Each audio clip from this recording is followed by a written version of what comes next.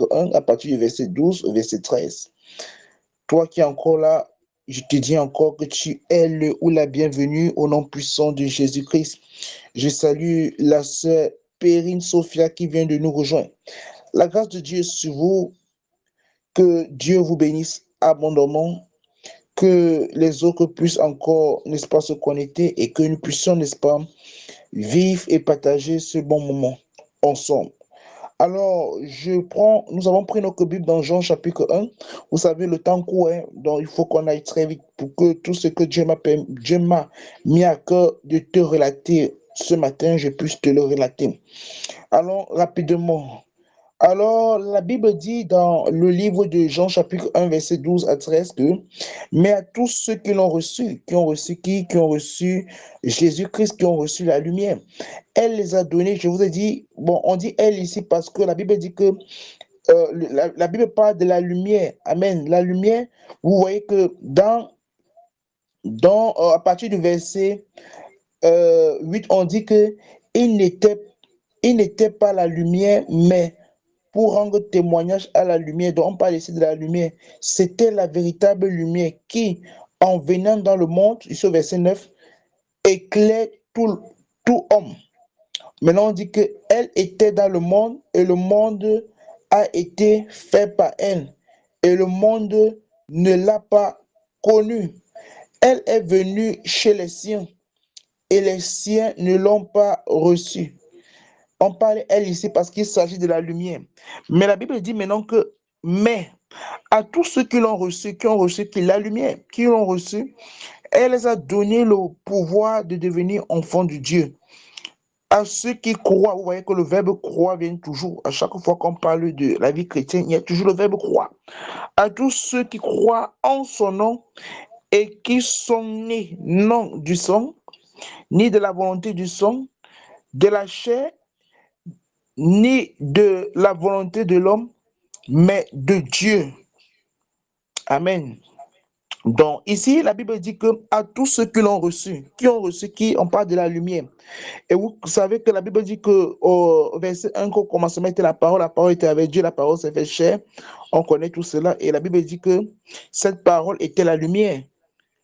On dit d'abord qu'elle était la vie, et la vie était la lumière des hommes.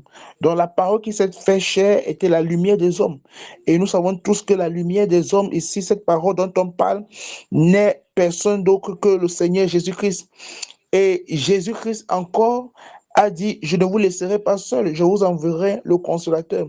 Donc le Saint-Esprit encore, qui vient au nom de Jésus-Christ, c'est ça encore la véritable lumière. Parce que la Bible dit que tout a été fait par elle. Donc, on parle ici du Saint-Esprit. Donc, la Bible dit que tous ceux qui ont reçu le Saint-Esprit, voilà pourquoi, en tant qu'enfant de Dieu, tu dois recevoir le Saint-Esprit. Veille à ce que ta vie soit remplie du Saint-Esprit. S'il y avait le temps, j'allais te montrer que lorsque les disciples évangélisaient, à chaque fois qu'ils rencontraient quelqu'un, ils ne demandaient pas que est-ce que tu as été baptisé d'eau, est-ce que tu es de l'église telle, est-ce que tu... Non, ils demandaient à la personne, as-tu reçu le Saint-Esprit? Chaque fois que les disciples évangélisaient, la question qu'ils posaient aux gens, c'est, as-tu reçu le Saint-Esprit? As-tu reçu le Saint-Esprit? Parce que c'est ce qui est plus important. Parce que c'est le fait d'avoir reçu le Saint-Esprit qui fait de toi un enfant de Dieu. C'est pas le fait d'aller à l'église qui fait de toi un enfant de Dieu. Et beaucoup de gens croient en ce mensonge ici. Ce mensonge qui fait croire aux gens que non, quand tu nais déjà, il y a le Saint-Esprit en toi. Non, c'est faux. C'est très faux. La Bible dit que celui qui n'a pas l'Esprit de Dieu n'appartient pas à Dieu. Et celui qui n'a pas l'Esprit de Dieu ne l'appartient pas. Dans Romains chapitre 8, verset 12 là-bas, il dit que celui qui n'a pas l'Esprit de Dieu ne l'appartient pas. Donc, il y a des gens qui vivent sans l'Esprit de Dieu. Donc, c'est le fait d'avoir l'Esprit de Dieu qui prouve que tu appartiens à Dieu. C'est le fait d'avoir l'Esprit de Dieu. La Bible dit qu'à tous ceux qui l'ont reçu, qui ont reçu quoi? Qui ont reçu qui? L'Esprit de Dieu. Donc, on parle ici de la lumière, c'est l'Esprit de Dieu. L'Esprit de Dieu, c'est la lumière. Voilà pourquoi dans 1 Thessaloniciens chapitre 5, verset 19 là-bas, on dit que n'éteignez point l'Esprit, n'éteignez point le Saint-Esprit. Pourquoi? Parce que le Saint-Esprit, c'est la lumière. Tu ne peux pas éteindre le Saint-Esprit parce que le Saint-Esprit, c'est la lumière. Donc, Quand on dit ici là qu'à tous ceux qui l'ont reçu, elle les a donnés, elle ici là, c'est la lumière. Donc, la seule lumière nous a donné le pouvoir de devenir enfants de Dieu. Nous sommes enfants de Dieu par cette lumière. Par cette lumière. Donc, pour devenir enfant de Dieu, première des choses, il faut recevoir le Saint-Esprit. Le prophète Jean-Baptiste a dit que moi, je vous baptise d'eau. Moi, je vous baptise du baptême de la repentance, mais une personne viendra. Je ne suis même pas digne de délier, n'est-ce pas, on va dire ses sandales, mais il dit que celui-là, il vous baptisera, n'est-ce pas, du Saint-Esprit et du feu. Lui, il vous baptisera du Saint-Esprit et du feu. Lui, il viendra pour vous baptiser du Saint-Esprit et du feu. Il viendra vous baptiser. Donc, le baptême du Saint-Esprit, ça ne dépend même pas d'un homme, ça dépend de Jésus-Christ. Ça dépend de Jésus-Christ. Le baptême du Saint-Esprit, c'est ce qui, n'est-ce pas, c'est comme Dieu, c'est quand tu es baptisé du Saint-Esprit, et si Dieu lui-même valide que voici mon enfant ici, voici mon enfant. Donc voilà pourquoi lorsque Jésus-Christ a reçu le baptême du Saint-Esprit, lorsqu'il a été baptisé, rempli du Saint-Esprit, lorsqu'il fut baptisé par Jean-Baptiste, directement Dieu l'a baptisé du Saint-Esprit. Dieu a dit quoi? Voici mon fils à qui j'ai mis toute ma confiance. Écoutez-le. Écoutez-le. Donc ce qui prouve que tu es quelqu'un qui a été choisi, mandaté, appelé par Dieu, c'est le fait que tu as reçu le Saint-Esprit. C'est le Saint-Esprit qui te donne, n'est-ce pas, l'accès d'exercer en tant qu'enfant de Dieu. Tu ne peux pas exercer en tant qu'enfant de Dieu sans le Saint-Esprit. Voilà pourquoi la Bible dit qu'à tous ceux qui l'ont reçu. Et je vous ai dit ici, la dernière fois, qu'on dit qu'elle les a donné le pouvoir. Donc, parce que le Saint-Esprit n'a pas seulement fait de nous enfants de Dieu, mais il nous a donné le pouvoir. Parce qu'à chaque fois qu'on devient un enfant de Dieu, on a reçu un pouvoir. Et c'est ce pouvoir-là qui nous donne la possibilité de marcher sur les serpents et les scorpions et sur toute force de l'ennemi. Et c'est ce pouvoir qui permet en sorte que rien ne peut nous nuire. Souvenons-nous que la Bible dit que lorsque l'ennemi viendra comme un fleuve, l'Esprit de Dieu les mettra en fuite. Donc lorsque tu es rempli du Saint-Esprit, quand les ennemis viennent t'attaquer, l'Esprit de Dieu les met en fuite. L'Esprit de Dieu qui est en toi les chasse sans que tu ne pries même. Quand tu dors et que tu es rempli de l'Esprit de Dieu, voilà pourquoi un chrétien, sa quête permanente, c'est que Seigneur, remplis-moi de ton esprit. Remplis-moi de ton esprit. Et si on lisait la parole de Dieu, comme on n'a pas le temps, je vais aller rapidement, tu vas voir que ce qui faisait la force de Jésus-Christ, c'est que Jésus était rempli du Saint-Esprit. Jésus, rempli du Saint-Esprit, fut conduit au désert. Lorsque les disciples sont venus, n'est-ce pas, dire à Jésus-Christ dans Luc chapitre 10 que en ton nom on a chassé les démons, en ton nom on a fait ceci, les démons nous étaient soumis. La Bible dit que Jésus, rempli du Saint-Esprit, s'est mis, n'est-ce pas, à se réjouir de joie. Et la Bible dit que Jésus a dit, ne vous réjouissez pas parce que les démons vous sont soumis, non, mais réjouissez-vous parce que vos noms soient écrits dans le livre des vies. Même les disciples, ce qui faisait la particularité, c'était qu'ils étaient remplis du Saint-Esprit. Souvenons-nous de Étienne. La Bible dit que Étienne, rempli du Saint-Esprit, il vit Jésus-Christ assis à la droite du Père. Donc, en fait, ce qui, quand tu es rempli du Saint-Esprit, directement tes yeux spirituels s'ouvrent. Quand tu es rempli du Saint-Esprit, directement, tu es accessible à écouter même la voix de Dieu. Donc, le fait d'être rempli du Saint-Esprit te dispose, n'est-ce pas, à être, n'est-ce pas, plus connecté à ton Dieu. Donc voilà pourquoi un enfant de Dieu, lorsqu'il prie, il doit dire Seigneur, remplis-moi du Saint-Esprit. Parce que quand quelqu'un est rempli du Saint-Esprit, parce que le Saint-Esprit encore c'est le feu. Quand tu es rempli du Saint-Esprit, tu es rempli de feu. Et si le démon vient sur toi, il va être consumé, il va être brûlé. Pourquoi? Parce qu'il y a le feu en toi.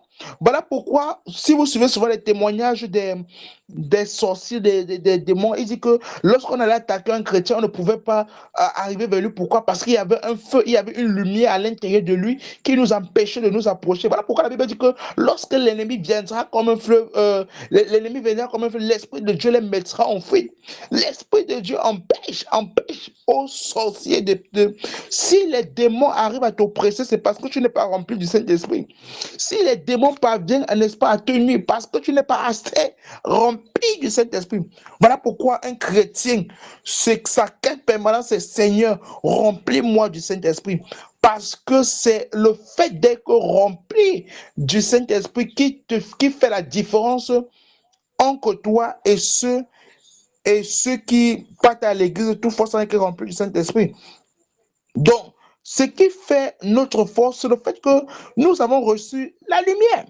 Et la lumière qui fait de nous enfants de Dieu et qui nous donne la possibilité, n'est-ce pas, d'opérer non seulement en tant qu'enfants de Dieu, mais d'exercer nos droits d'enfants de Dieu. Donc la Bible dit qu'à tous ceux qui l'ont reçu, qui croient en son nom, elle les a donné le pouvoir de devenir enfants de Dieu.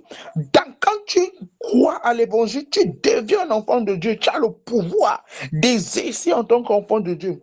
Je vous ai dit que l'enfant du président de ton pays, parce qu'il y a beaucoup de gens qui m'écoutent de différents pays, l'enfant du président de ton pays, n'est-ce pas, ou de l'enfant, si c'est une présidente qui est chez toi, qui est dans ton pays, son enfant, parce qu'il est l'enfant du président, il a les droits que toi tu n'as pas. Il a les droits que toi tu n'as pas. Il a les droits que tu n'as pas. L'enfant du président de la République ou de la présidente a le droit de marcher avec les gardes de corps. Toi, tu n'as pas le droit de marcher avec les gardes de corps parce que tu n'es pas l'enfant du président. Alors, si je suis l'enfant de Dieu, j'ai des droits. J'ai des droits à opérer en tant qu'enfant de Dieu. C'est un peu comme un titre pour moi. Je suis l'enfant de Dieu. Donc, parce que je suis un enfant de Dieu, je ne suis pas n'importe qui. Je ne suis pas n'importe qui. Donc, si je suis l'enfant de Dieu, et la Bible dit que ceux qui croient en son nom, Amen, à ceux qui croient en son nom et qui sont nés, non du sang, ni de la volonté de la chair, ni de la volonté des hommes, mais de Dieu. Pourquoi on parle ici là qui sont nés non du sang? Pourquoi? Parce que quand tu deviens enfant de Dieu, Amen, ta vie n'est plus influencée par les chaînes du sang. Quand tu deviens enfant de Dieu, ta vie devient influencée par Dieu. Ça veut dire que tu prends en toi la nature de Dieu. Je vous ai dit que beaucoup de gens ne comprennent pas la différence entre la loi et la grâce. Je vous ai dit que dans la loi, Amen, c'était que puisque au temps de la loi, l'homme était dirigé par sa chair. L'homme était né de la chair et l'homme était conduit par sa chair. Et maintenant, pour dompter la chair, Dieu a mis sur pied ce qu'on appelle la loi. Donc, pour dire que si tu ne fais pas ceci, on va te punir. Parce que, vous savez, même dans ce monde-ci, n'est-ce pas, pour dompter cette chair qui a des désirs, des passions, des convoitises, n'est-ce pas, les hommes ont mis sur pied la loi pour empêcher que lorsque tu désires la chose de quelqu'un, tu ne puisses pas aller voler. Tu ne puisses pas aller dérober, détruire la chose de quelqu'un parce que à cause de ta jalousie, à cause des émotions de ta chair. Voilà pourquoi on a mis une loi pour pouvoir dompter ta chair de ces crises de jalousie, pour pouvoir dompter ta chair de ces crises de haine contre ton frère. Voilà pourquoi on a mis la loi. C'est ici que même Dieu a mis la loi pour pouvoir dompter la chair, parce qu'il savait que sans la loi, l'homme allait toujours manifester la méchanceté, la cruauté, n'est-ce pas, la haine contre son frère, la jalousie contre son frère. Maintenant, quand on dit le temps de la grâce ne veut pas dire que vraiment, je pêche, après Dieu me pardonne, je pêche, après Dieu... Non! Parce que bon, je vais dire, non, nous sommes au temps de la grâce, si je peux faire pécher, après Dieu me... Non! Le temps de la grâce veut dire quoi? Je ne vis plus par la chair, mais je vis par le Saint-Esprit. Ça veut dire que j'ai la nature de Christ en moi. Ça veut dire qu'au temps de la grâce, je ne fais plus le mal parce que il y a la loi. Non, je ne fais plus le bien parce qu'il y a la loi. Au temps de la grâce, je ne fais plus le bien parce il y a la loi. Non, mais je fais le bien parce que c'est ma nature de faire du bien. Je suis amour parce que c'est ma nature maintenant. Donc, au temps de la grâce, je vis par le Saint-Esprit. Et par le Saint-Esprit, je suis exactement comme Dieu est. Tel il est, c'est ainsi que je suis. Donc, Dieu est comment? Il est amour. Je suis aussi amour. Donc, je n'aime, au temps de la grâce, j'aime mon prochain parce que c'est ma nature. Donc, au temps de la grâce, Dieu m'a donné sa nature. Je fais le bien parce que c'est ma nature de faire du bien. Voilà pourquoi on parle de la grâce. Donc, je fais le bien pas parce qu'il y a la loi. Voilà pourquoi on dit que vous ne vivez plus sur la loi, mais vous êtes sur la grâce. Donc, je ne fais plus de choses parce que la loi m'oblige à le faire. Non, je fais le bien parce que c'est ma nature de faire du bien. Parce que ce n'est pas ma nature de faire du mal. Je ne sais pas si tu comprends. Voilà pourquoi la Bible dit qu'à tous ceux qui l'ont reçu, Amen, ils sont nés non de la volonté du sang. Ça veut dire quoi? Lorsque je donne ma vie à Dieu, le sang n'a plus de pouvoir dans ma vie. Quand on parle de sang ici, on parle du gène du sang. Il n'y aura plus dans ta vie que, oh, il fait comme son père. Oh, il a le caractère de sa mère. Non. Quand tu donnes ta vie à Jésus-Christ, le caractère de ton père et de ta mère n'influence plus ta vie. Les caractères de ton père, si ton père était quelqu'un de très colérique, son caractère d'homme colérique n'influence plus ta vie. Si ton père était quelqu'un de très orgueilleux, son caractère d'orgueilleux n'influence plus ta vie. Donc tu n'es plus influencé par le lien du sang, mais tu es influencé par le Saint-Esprit. Voilà pourquoi la Bible dit que tu n'es plus né de la volonté du sang. Ça veut dire que tes actes ne sont plus conduits par ton sang, par les gènes de ton sang. Donc tu n'es plus influencé par le sang, mais tu es influencé par quoi? Par le Saint-Esprit. Par le Saint-Esprit. Tu n'es plus né de la chair. Amen. Donc tu n'es plus né aussi de la volonté, ni de la volonté de la chair. Donc tu n'es plus conduit par la chair. Ce n'est plus que tu veux prier et ta chair te dit que je suis fatigué. Non. Quand tu deviens enfant de Dieu, ta chair ne te commande plus. Tu ne vis plus par les désirs et les passions de la chair, mais tu vis par les désirs et les passions du Saint-Esprit. Donc tu n'aimes plus les choses qui sont liées à la chair. Souvenez-nous que la Bible dit que la volonté de la chair est contraire, est contradictoire à la volonté de Dieu. Parce que la chair va toujours t'amener à vouloir faire ce que Dieu ne veut pas que tu fasses.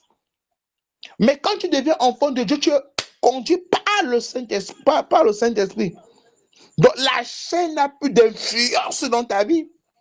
La chair n'a plus de parole dans ta vie.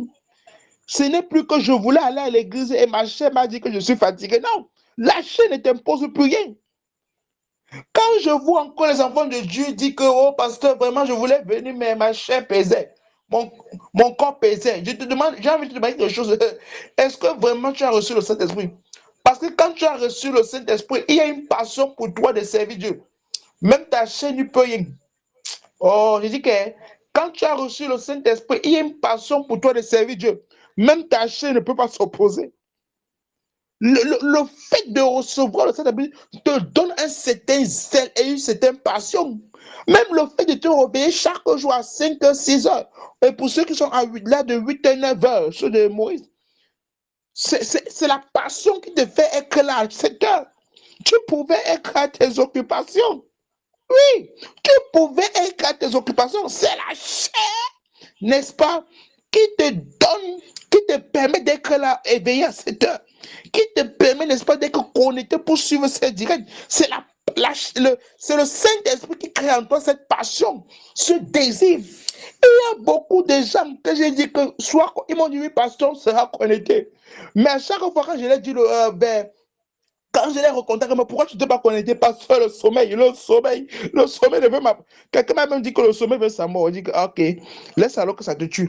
Donc tu vois, quelqu'un m'a dit que le sommeil, il est influencé par la chair. Il veut bien se lever, mais la chair dit que dors, mon frère, dors. Comment dors? Tu es fatigué, dors. Et la personne dit que non, je vais dormir. Pasteur, je vais dormir. J'ai bien la volonté, mais je veux dormir. Donc tu vois, la personne est dirigée par sa chair. La personne est influencée par sa chair. Or, la Bible dit que tous ceux qui ont reçu Jésus-Christ ne sont plus dirigés par la chair. Ce n'est plus la chair qui t'impose quoi faire. Quand tu vois des chrétiens que c'est la chair qui les impose quoi faire, ça t'amène à te poser des questions. Comment la chair t'influence? Or que c'est toi qui dois influencer la chair. L'apôtre Paul dit que je traite durement ma chair, je traite durement mon corps. Quand tu es enfant de Dieu, tu dois traiter durement ton corps. Ton corps ne doit pas t'imposer. Regarde, je vais m'aller plus loin. Quand tu es enfant de Dieu, tu dois assujettir ta chair. Tu dois dompter ta chair. Ta chair ne doit pas t'influencer. En fait, ta chair devient même ton esclave. C'est-à-dire que la chair est appelée à faire ce que... Regarde, ton problème, c'est que tu crois que cette chair et cette calebasse que tu transportes tous les jours, tu crois que cette chair-là, c'est toi. Tu n'es pas cette calebasse que tu vois sur toi, là, non. Tu n'es pas ce corps que tu vois sur toi. Tu vis dans un corps, mais tu n'es pas ce corps. Le corps que tu vois là, c'est juste une maison où tu habites. Tu n'es pas ce corps. Tu n'es pas ce corps. Je ne sais pas comment on doit expliquer ça aux chrétiens. Tu n'es pas ce corps. La preuve, lorsque quelqu'un meurt, on dit qu'il n'est plus là. On dit qu'il n'est plus là. Oh, je vois son corps. Comment il n'est plus là alors que je vois son corps? Mais comment quelqu'un meurt, on dit qu'il n'est plus là alors qu'on voit son corps? Ça veut dire que le corps là n'est pas cette personne.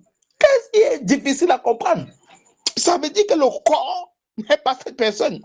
Ça veut dire que cette personne n'est pas ce corps. Donc tu n'es pas le corps que tu transportes là. Donc ce corps ne doit pas te commander. Tu ne dois pas vivre selon les plaisirs de ce corps. Tu dois vivre selon les plaisirs de Dieu, selon la volonté de Dieu, selon les désirs de Dieu. C'est ça, bien-aimé. On continue avec le verset 13. La Bible dit encore, ni de la volonté de l'homme, mais de Dieu. Quand tu as donné ta vie à Jésus-Christ et que tu es conduit par l'Esprit de Dieu, les hommes n'ont plus d'influence dans ta vie. J'ai vu des gens partir à l'église. Il rencontre son ami. Il dit que tu pars où? Il dit que je vais ici à côté. Il a même honte de dire à son ami que je vais à l'église. Honte de dire à son ami que je vais à l'église. Pourquoi son ami ne dit pas que tu es aussi dans les églises de réveil? Tu es aussi chez nous, on appelle ça les Yesu Christo. Tu n'es pas aussi là-bas. Tu es aussi là-bas. Comme tu es influencé par ce que tes amis pensent de toi.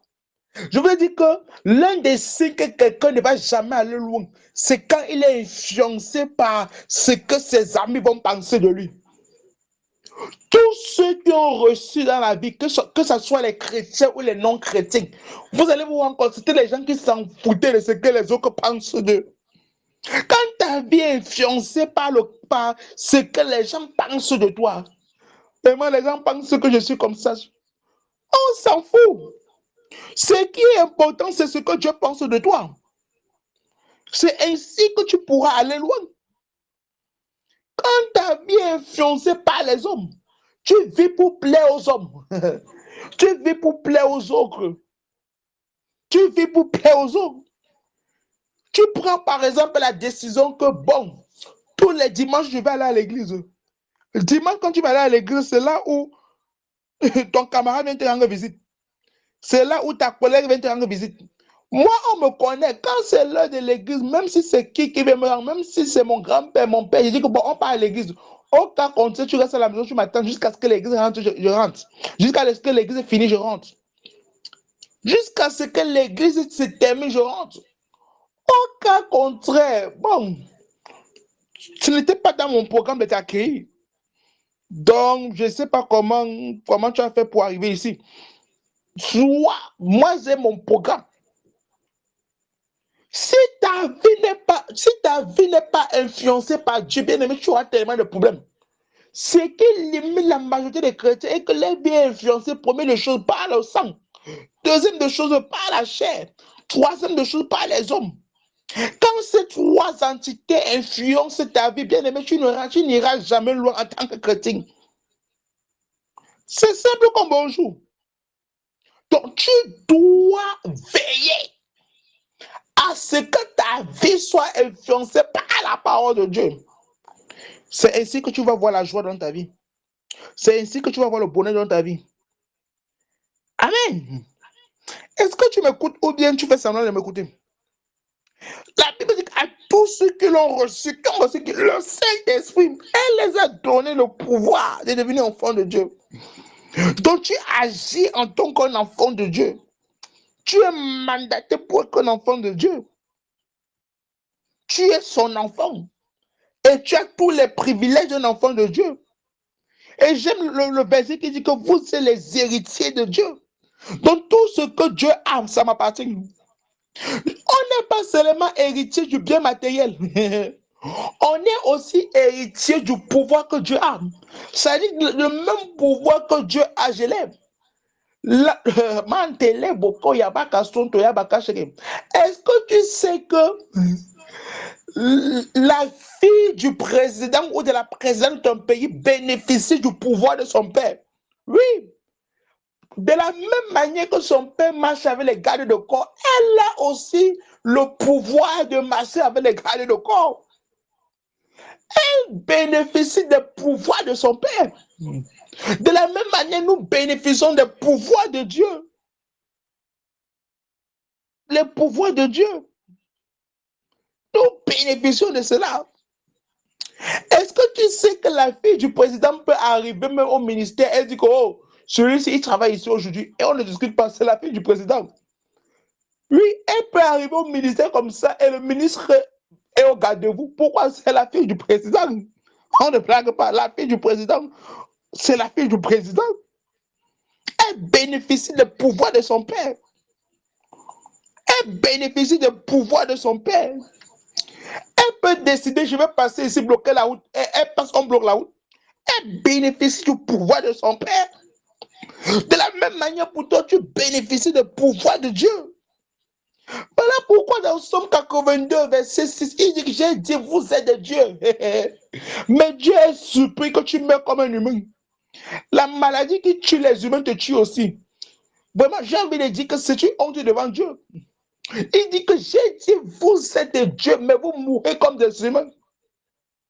Tu attends un chrétien, on dit que c'est le palu qui l'a tué. Dieu lui-même est dépassé. Oh, Jésus-Christ a dit, je donne ma vie, personne ne peut la prendre.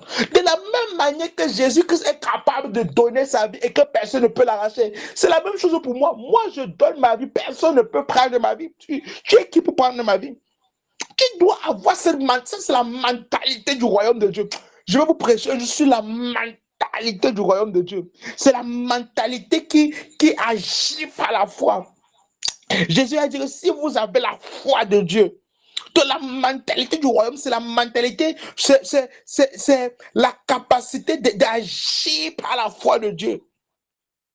La foi de Dieu ne doute pas. Tu ne dois pas douter de ce que tu portes en tant qu'enfant de Dieu, de ce que tu es en tant qu'enfant de Dieu. Tu es un enfant de Dieu. Un enfant de Dieu n'est pas appelé à souffrir.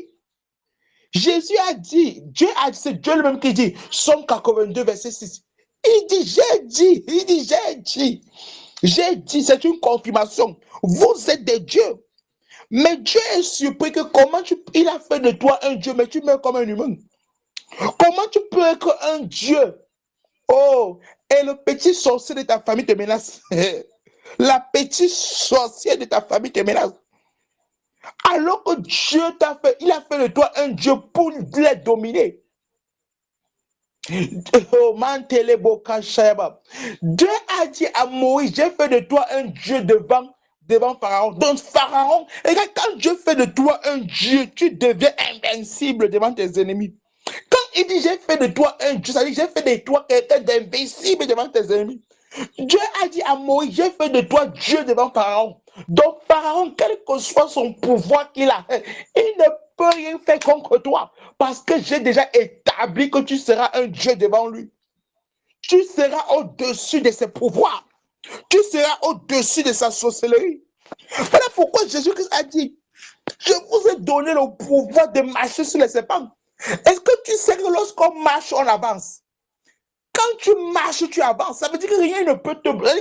Jésus encore dit ici que rien ne peut te bloquer. Rien ne peut te bloquer. Regarde, il te sera fait selon ta foi. C'est parce que le diable t'a fait croire qu'il est plus fort que toi. Il ne peut pas dominer ta vie. Je vous dis ça. Il ne peut pas. La Bible dit qu'il te sera fait selon ta foi. Ce que tu crois, c'est ça qui t'arrive. Pourquoi, pasteur, pourquoi ma vie est toujours oppressée? Pourquoi les démons ne peuvent pas me laisser dormir la nuit? Parce que tu crois toujours qu'ils ont le pouvoir dans ta vie. Tu as le pouvoir de les dominer. Tu as le pouvoir de marcher sur eux. Il dit, je vous donne le pouvoir de marcher sur les serpents et les scorpions. Donc même quand ils sont sur le couloir de ta destinée, même quand ils veulent se placer comme des murs, des murailles, tu as le pouvoir, n'est-ce pas, de les piétiner et continuer ta route. Ils n'ont pas la possibilité de te bloquer. Aucun sorcier n'a la possibilité de te bloquer. Beaucoup de chrétiens, par leur confession, je vous dis, excusez mon langage, insultent Dieu. Comment Jésus a dit que si vous croyez en moi, moi et le Père, nous viendrons habiter en vous. Dieu habite en toi. Jésus habite en toi. Le Saint-Esprit habite en toi. toutes ces personnes-là, cette trinité-là habite en toi. Et tu oses dire que la sorcière du quartier te bloque. On bloque Dieu. Dieu est en toi, on te bloque. Ça, c'est une insulte. Comment Dieu peut habiter en toi et on te bloque? On fait comment pour te bloquer? On te bloque parce que tu crois que tu es capable de te bloquer. Regarde, si Satan parvient à te bloquer, c'est à cause de ta foi. Parce que ta foi a pris le fait que on peut te bloquer, il y a possibilité de te bloquer. Mais quand tu as pris la parole de Dieu, tu sais que c'est impossible de me bloquer.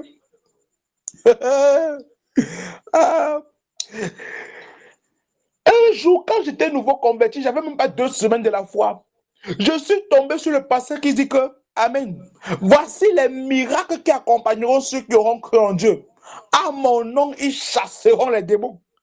J'ai posé la question à mon papa là que, attends, dis-moi, on dit qu'en son nom, ils chasseront les démons. Qui chasse les démons? On parle de qui? Des pasteurs? Il dit non, tous ceux qui croient, n'importe qui. Si tu crois en Dieu, tu as le pouvoir de chasser les démons. Il dit, ah bon, même moi, il dit oui, il dit ah bon? J'ai dit que Satan, à partir d'aujourd'hui, tu essaies n'importe quoi, je te chasse partout où tu es, je te chasse. Je te chasse. Apprends à chasser la maladie. Apprends à chasser.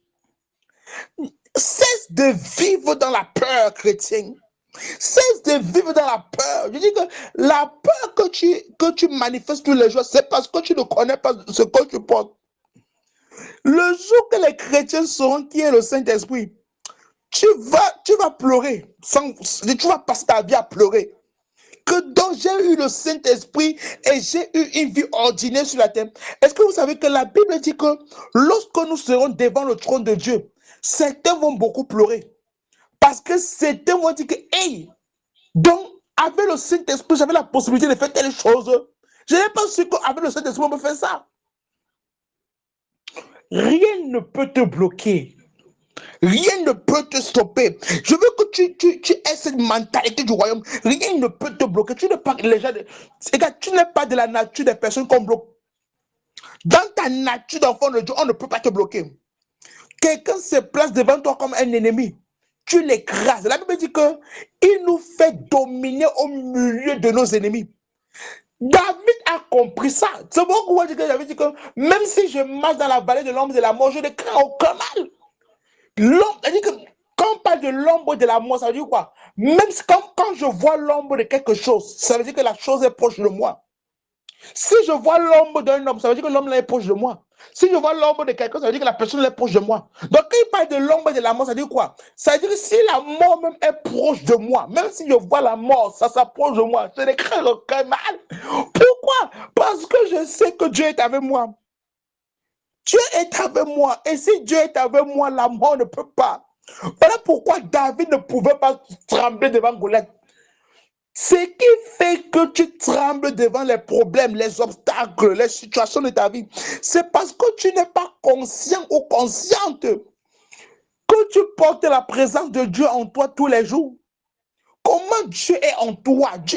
Regarde, est-ce que tu sais qu'au temps de David, oh mantele boko yaba, et que tu sais qu'au temps de David, Dieu était avec eux. Mais Dieu n'était pas en eux. Dieu était avec eux. Donc Dieu marchait près d'eux. Mais dans cette nouvelle alliance, Dieu est en nous. Nous et Dieu, nous formons un. Donc Dieu habite en toi. Voilà pourquoi la Bible dit que Jésus-Christ a dit, de tous ceux qui sont nés, amen, de la chair, Jean-Baptiste est le plus grand. Mais dans le royaume de Dieu, je vous ai dit que nous ne sommes plus nés de la chair. Donc, nous ne sommes plus nés de la chair. Nous sommes nés de Dieu. Nous ne sommes plus nés de la chair. On a lu ça que nous sommes nés de Dieu. Et la Bible dit que parmi nous qui sommes nés de Dieu, amen, nous sommes plus grands que les Élie. Tu connais l'histoire d'Élie? La Bible dit que Élie, il marchait et les individus se sont passés devant lui pour l'insulter. Et Élie a dit que si je suis un homme de Dieu, quand le feu descend, ça vous consume. Instantanément, le feu descend, ça les a consumés. Et Jésus te dit, Jésus lui-même te dit, tu es plus grand qu'Élie. tu es plus grand que Élie. Et cette mentalité-là que je suis plus grand que Élie. Bien-aimé, rien ne peut te bloquer. Rien ne peut te stopper. Tu n'es pas de la nature des gens qu'on bloque. Je te dis que tu as la possibilité d'avoir tout ce que tu veux. Je te dis, je veux dire que l'un des pouvoirs que Dieu a donné à l'homme, a donné à ses enfants, c'est la capacité de déclarer, appeler ce qui n'existe pas à l'existence. Je te dis que le matin, comme ça, quand tu te lèves, avant de sortir, déclare ce que tu veux que Dieu accomplisse. Oh, ma chakayaba. Ne sors jamais le matin, ne sors jamais de la maison le matin sans avoir déclaré ce que tu veux que Dieu accomplisse dans ta vie. N'affronte jamais une journée sans avoir déclaré. Quand tu te lèves le matin comme ça, déclare qu'aujourd'hui, je déclare au nom de Jésus-Christ, je trouve faveur aux yeux de mon patron. Je déclare au nom de Jésus-Christ, toutes les leçons et les cours qu'on va me donner aujourd'hui, Dieu me donne la sagesse de comprendre tous ces cours. Je déclare au nom de Jésus-Christ, aucune mauvaise nouvelle sera mon partage aujourd'hui. Tu déclares ça sur ta vie. Tu touches ton corps, tu déclares qu'aujourd'hui, tu ne tomberas pas malade. Tu dis qu'aujourd'hui, au nom de Jésus-Christ, aucun démon et sorcier ne pourra te détruire. Abba a déclaré, déclare. Lisez la Bible de Matthieu à Jean. Jésus a passé tout le temps à faire des déclarations dans sa vie. Je suis la lumière du monde. Je suis le Fils de Dieu. Je suis le pain de vie. Je suis l'eau de vie. Celui qui me boit n'aura jamais soif. Il a passé le temps à déclarer. Regarde, à force de déclarer les choses dans ta vie, tu finis par attirer ça dans ta vie. Ça, c'est une révélation. À force de déclarer, tu finis par attirer ça dans ta vie. C'est un principe de la Bible. Tu déclares, tu déclares. La Bible dit que la vie et la mort sont au pouvoir de la langue. Ta langue, parce que par ton langage, tu peux bâtir les choses dans ta vie comme tu peux les détruire. La langue a la capacité de détruire. Beaucoup d'entre vous détruisez les choses dans vos vies. C'est vous-même qui détruisez. Tu vas rendre visite à quelqu'un, un chrétien. Le médecin dit que ça va déjà. Même le médecin dit que ça va déjà. Et tu peux rendre visite, regarde c'est comment. C'est seulement la mort qui va me prendre. Regarde comment j'ai maigri. Tu regardes la personne, il n'a même pas maigri. Mais regarde comment j'ai maigri. Oh, la mort va seulement me prendre. Oh, je tremble. Et il ne sait pas que ce sont ces paroles comme ça qui le tuent. Parce qu'il te sera fait selon ta foi. Et l'expression de la foi s'exprime par ton langage. Montre-moi ton langage, je te dirai quelle est ta foi. Par ton langage, on peut connaître la foi que tu as. La foi s'exprime par le langage, par ce que tu déclares. Vraiment, je ne peux pas faire ce concours parce qu'on m'a dit que tous ceux qui ont fait ce concours ont échoué. Est-ce que tu es tout le monde? Oh, est-ce que tu es tout le monde? Il y a beaucoup de chrétiens, Dieu se pose la même question qu'il a posée à l'autre, qu'il a posée à Adam. Qui t'a dit que tu es nu? Qui t'a dit que tu es nu? Je t'ai jamais enseigné que tu es nu. Qui t'a dit que tu étais un échec? Qui t'a dit que c'est parce que tes parents ne vivent plus que tu as fini ta vie par échec, dans l'échec? Qui t'a dit que c'est parce que tu as été abandonné par tes parents que ta vie sera un échec? Joseph a été vendu par ses propres frères. Joseph a été vendu par ses propres frères. Ses propres frères. Tu connais ce que veut dire être vendu par ses propres frères? Tes frères qui sont censés garantir ta sécurité, c'est eux-mêmes qui t'ont vendu. Imagine comment Joseph se sentait. Mais ça n'a pas empêché à Joseph de devenir gouverneur de l'Égypte. Arrête de penser que c'est ta situation qui t'empêchera de t'élever. Arrête de penser que c'est à cause de ta situation que tu vas finir dernier dans la vie. Non!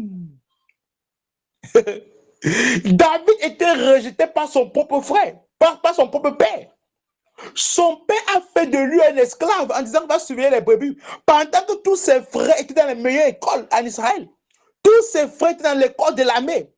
L'armée à cette époque a été l'une des meilleures écoles de l'époque.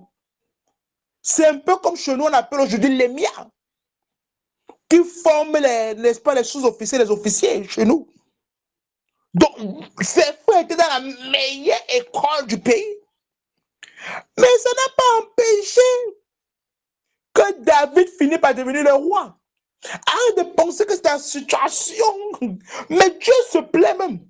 La Bible dit qu'il est celui-là, amen, qui retire les personnes de la boue, qui les lave et les fait asseoir avec les rois. C'est ce que même David a dit. Il prend plaisir à retirer ses enfants de la boue et les fait asseoir avec les rois. Donc Dieu prend plaisir de te retirer, même si les gens te rejettent, même si tes parents te rejettent, ça fait quoi?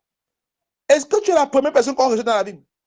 C'est pas parce qu'on t'a rejeté, c'est maintenant à toi de prouver que bon, quand vous m'avez rejeté, attendez, tu n'es pas orphelin.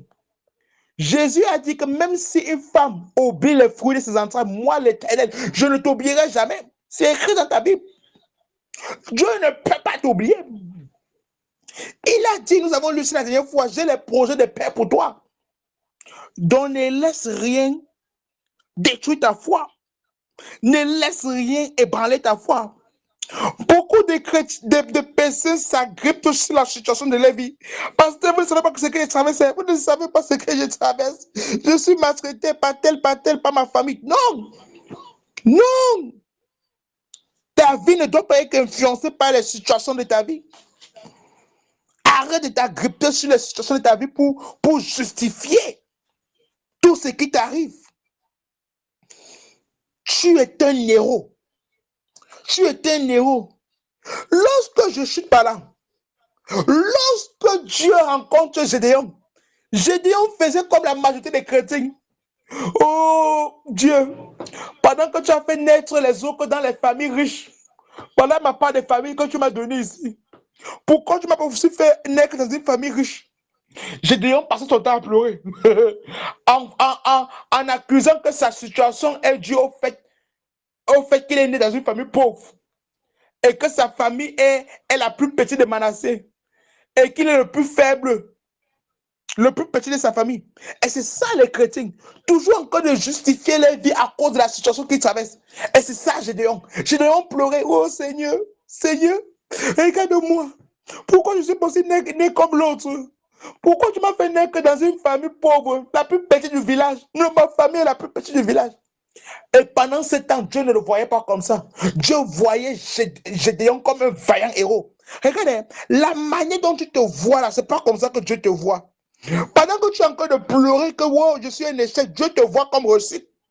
Pendant que tu es en train de pleurer que je suis vraiment, vraiment, non! Vraiment, même mon père m'a dit, même ma mère m'a dit que tu es un échec dans la famille. Tu n'es pas un échec. Même David, on l'a insulté qu'il est un échec dans la famille. C'est pas parce que ton père t'a dit que tu es un échec que tu es un échec. C'est à toi maintenant de bosser pour montrer à ton père qu'il a fait l'erreur de t'appeler échec. C'est à toi de bosser pour montrer à tes parents qu'ils ont fait l'erreur de t'appeler échec. La manière dont tu te vois, c'est pas comme ça que Dieu te voit. Dieu te voit comme un héros. Dieu te voit comme un vaillant héros. Un guerrier, une guerrière. Mon ami, lève-toi, affronte la vie. Arrête de t'apitoyer sur ton sort. Jésus a dit que le royaume de Dieu appartient aux violents. Ça n'appartient pas aux pleurnichards. Arrête de pleurer. Dieu a dit à la femme stérile, lève-toi. Tape la poussière sur tes habits, tape la poussière. Et la Bible dit étends tes limites. Donc, toi qui pleures vivant dans une chambre disant que non, non, non, je n'ai pas d'enfant, non, éteins tes limites.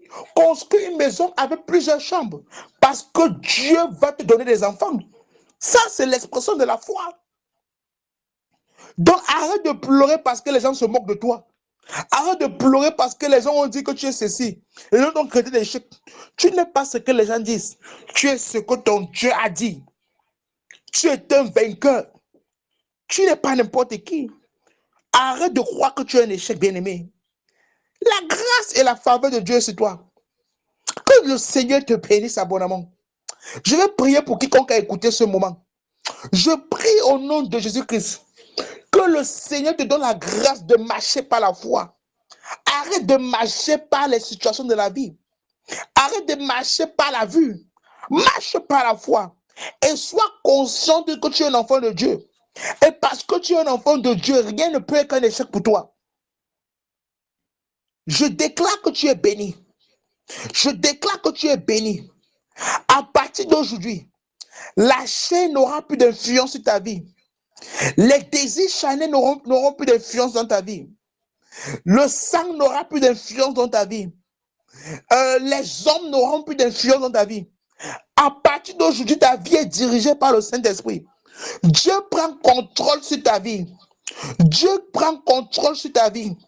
Je déclare à partir d'aujourd'hui, oh man, une nouvelle page s'ouvre. Si tu avais connu des échecs,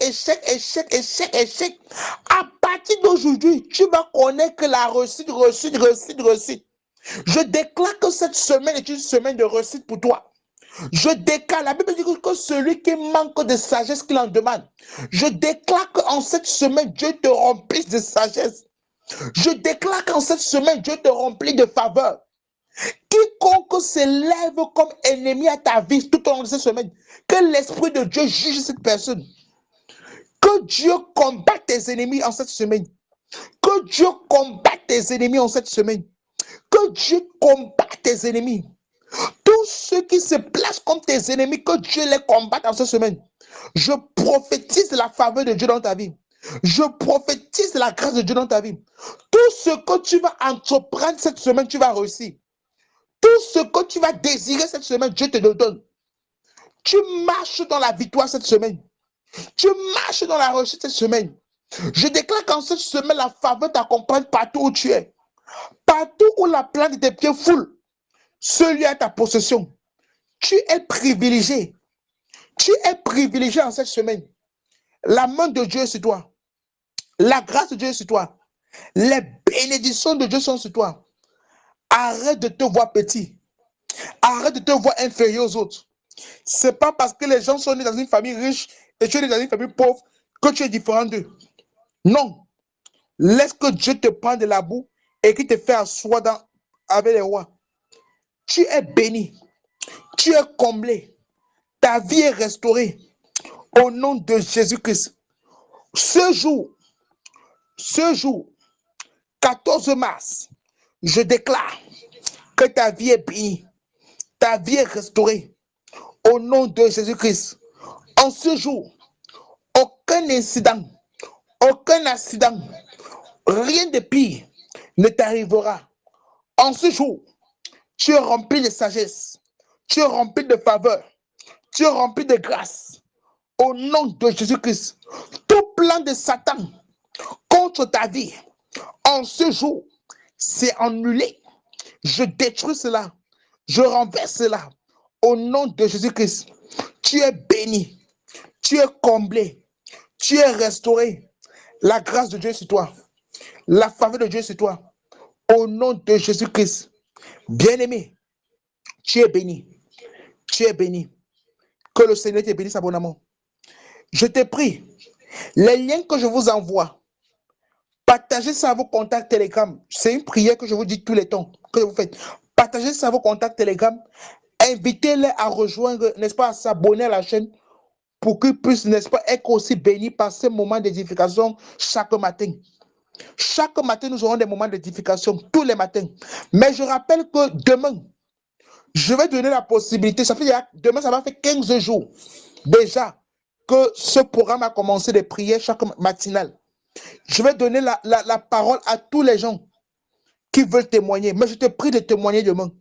Tu vas dire, depuis qu'on prie ensemble, qu'est-ce qui a changé dans ta vie? Est-ce que ta foi a changé?